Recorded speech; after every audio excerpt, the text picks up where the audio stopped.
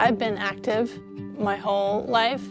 I was extremely athletic. I was competition cheerleader. I was captain of my lacrosse team. I was on the field hockey team, so I was very active. Ninth grade was the best year of my life. I was on 3 sports teams. I had tan skin. I had, a tight body. I had a ton of friends. I was just as happy as can be.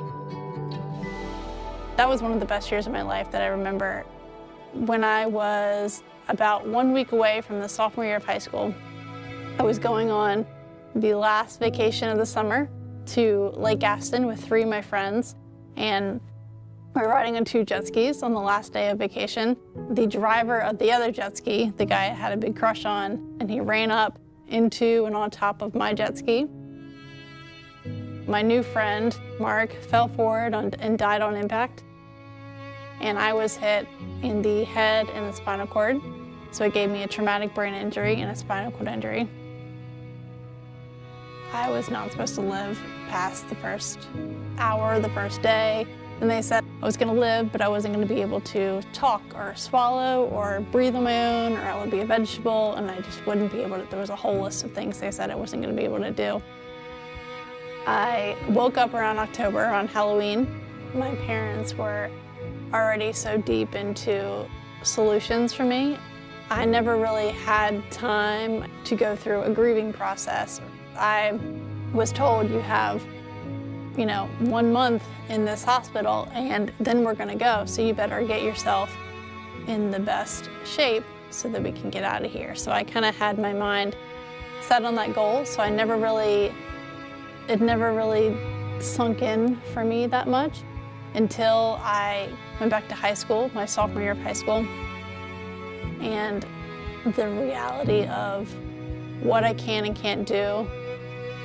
And that's when I started to feel left out, and I started to feel really my disability kind of started to take a toll on me, and it started to kind of sink in of, I am different. I'm 15 years old. I am here with them, but I don't look like them. My lifestyle is nothing like them, and it's hard for me to fit in. Going homecoming and going to prom, that's the biggest thing in their life, and the biggest thing in my life is I gotta learn to put my pants on by myself. I grew up in the youth group in the church. I've been to church my whole life, and I've always had a very strong faith. And I love God. And when I got in my accident, everything became real. It became applicable, and it was tangible, and it was something that I had to actually lean on, as opposed to having a great life where nothing was going wrong. With all the loneliness that came with losing my friends and relearning my body and I guess readjusting my whole lifestyle, I needed a constant, and God was the only constant in my life that I could depend on. God, why are you doing this to me? Honestly, in the beginning, my faith just looked like crying and being confused and not really knowing what to do. I journaled some, and that's how my book was born.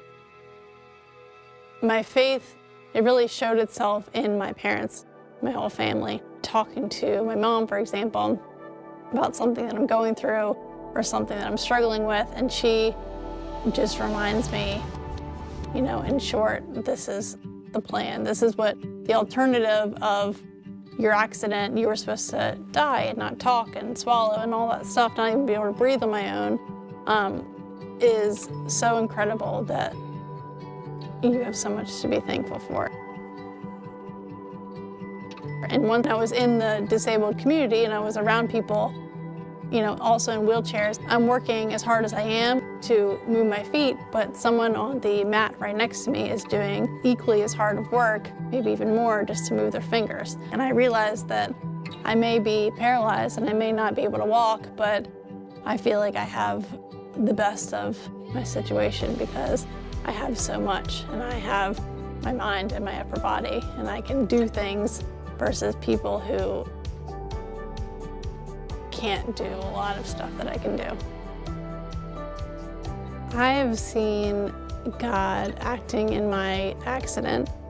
He has turned what's happened to me into something that I wouldn't take back for the world. Besides the death of my friend Mark, I have no regrets, and I wouldn't take it back because of the amount of people that have come to me and said, you know, Kristin, I'm so inspired by you, and I'm going to church again, or I see the strength that you have, and where do you get that strength from? And that's an opportunity for me to witness or tell my story.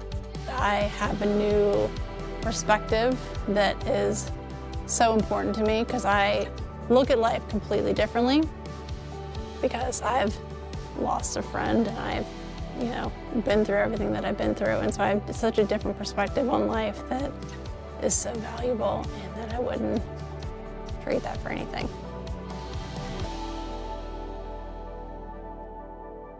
I'm Kristin Beale, and I'm paralyzed.